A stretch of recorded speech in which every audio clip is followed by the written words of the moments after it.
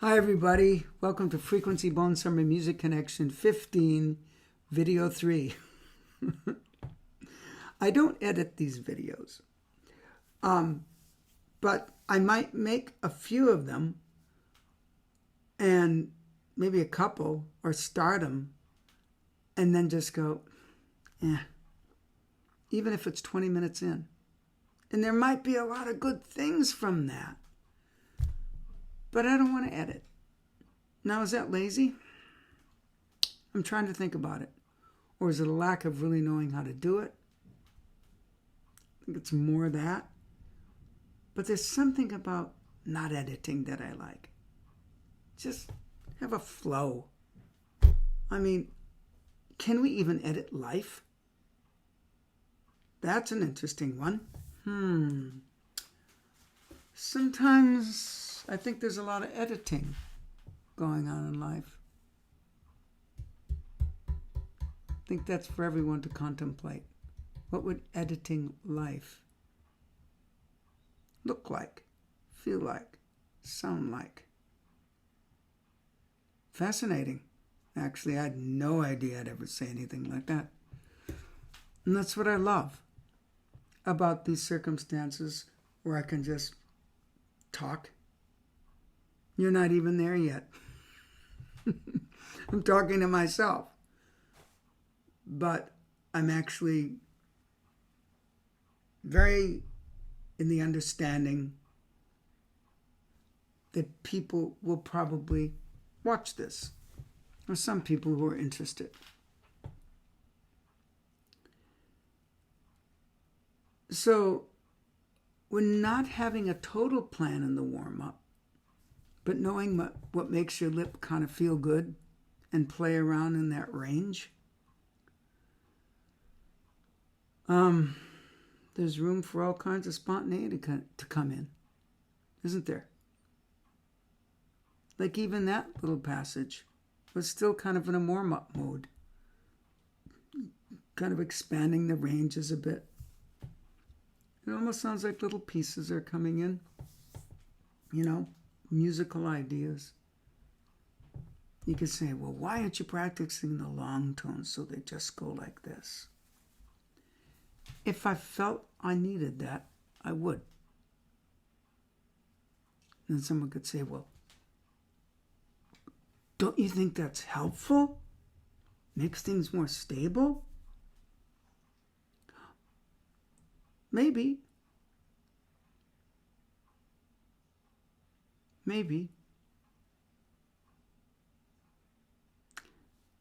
But it depends on what you need as well. Needs change. Demands on a person might change. Okay? I was never a big long tone person. In fact, I really like short tones much better. But it's not really a matter of short tones or long tones, is it? It's what's needed. In fact, my long tones, if I had to put it into that category, are more in the nature of slurs and sometimes holding out a note and changing articulation throughout. Okay?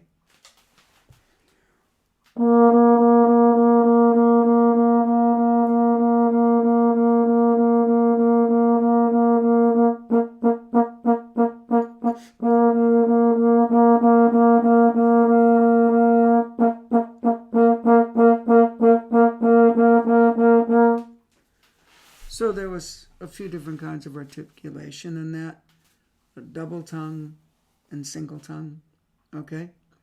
And going back and forth. So I might do that. I might take one note and really just play with it. So that's a long time on one note. So we won't call it a long tone, but we'll call it a long time on one note.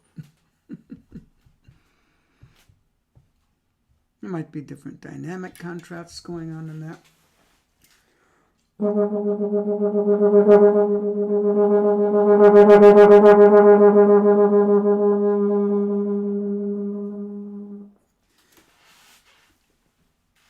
I'm really into a thing with,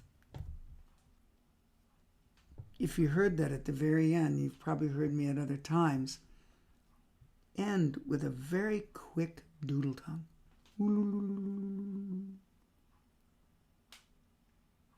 There's something with that. It's almost like hearing a mandolin player.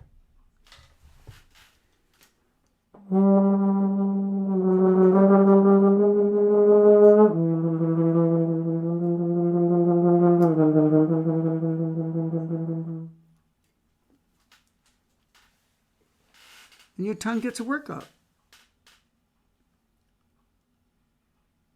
And to do a whole exercise, let's say something as long as a Bordoni, doing that, your tongue would get a real exercise. And you'd have to really make sure that you were paying attention to your support system so it doesn't start to cave in. And to be in the flow of that. Because if you heard a great mandolin player, which I have, Andy Statman was incredible. He was a phenomenal clarinet player, klezmer clarinet player, but he was very spiritual. He played once and it just tickled my spine. Really. And he also picked up mandolin. It sounded the same. And the subtlety. And you keep going.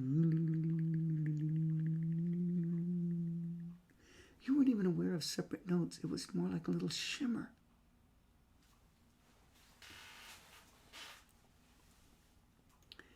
So when I'm warming up and I feel different musical things go on, I'm not going to be afraid to do them.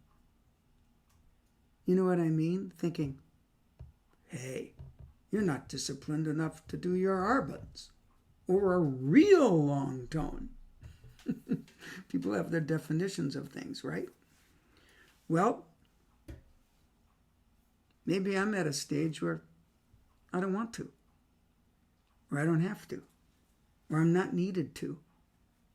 If I felt it was a very strong need, there's times where all of a sudden I'll do more of them.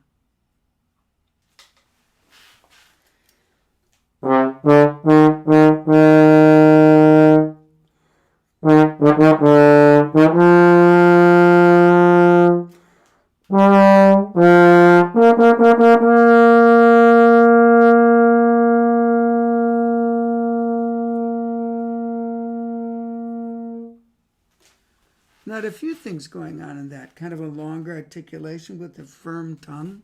I wasn't thinking that actually when I was doing it. But when I reflect back, I could feel that those were happening and then held out a long tone at the end and had it take crescendo.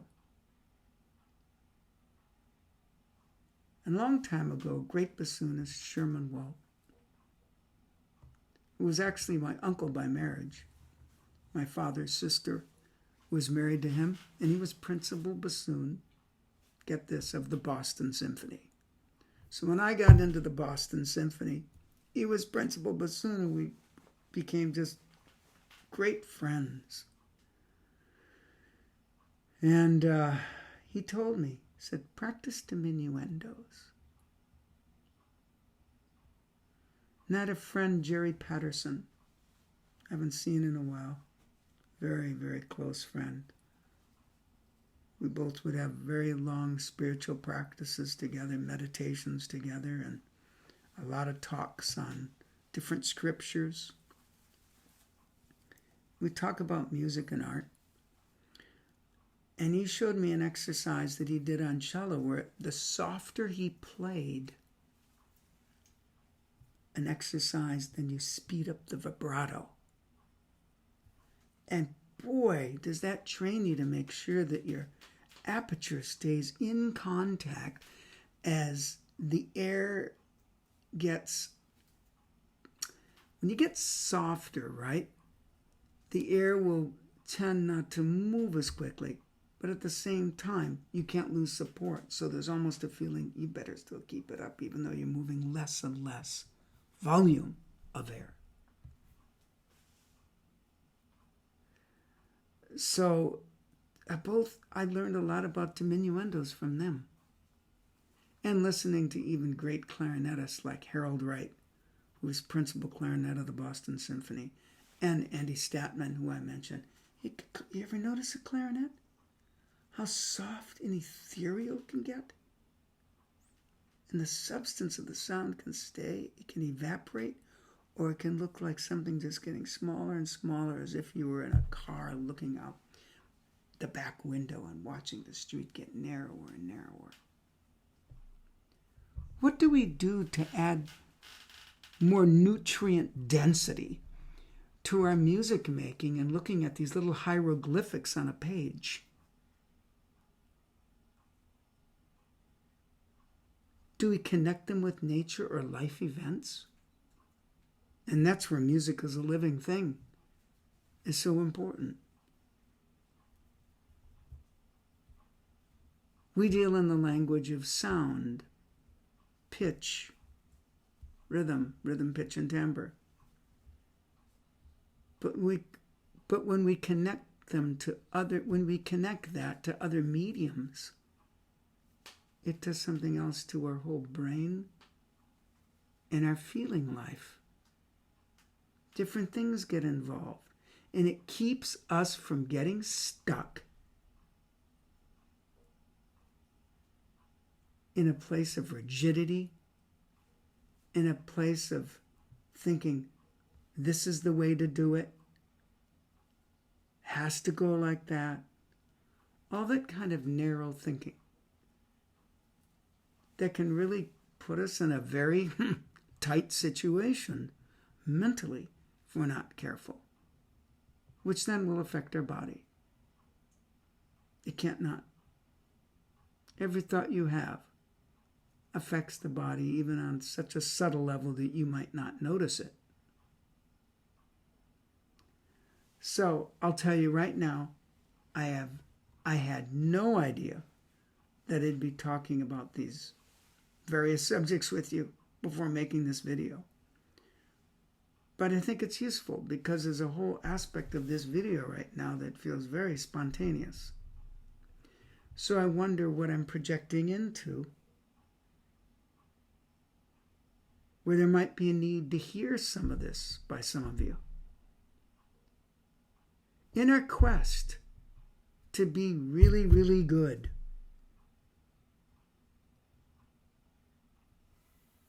let's not forget the magic of art, the wonder of music. Remember that M in music, one of the first things it stands for is movement. Movement. Very important. There's a lot of other things it stands for too. But movement is very vital, and if we can remember that, then we can move. Then we see the integratedness between rhythm, pitch, and timbre. And to think that none of them should ever move is kind of interesting. Instead of maybe they all come together and sing the same song.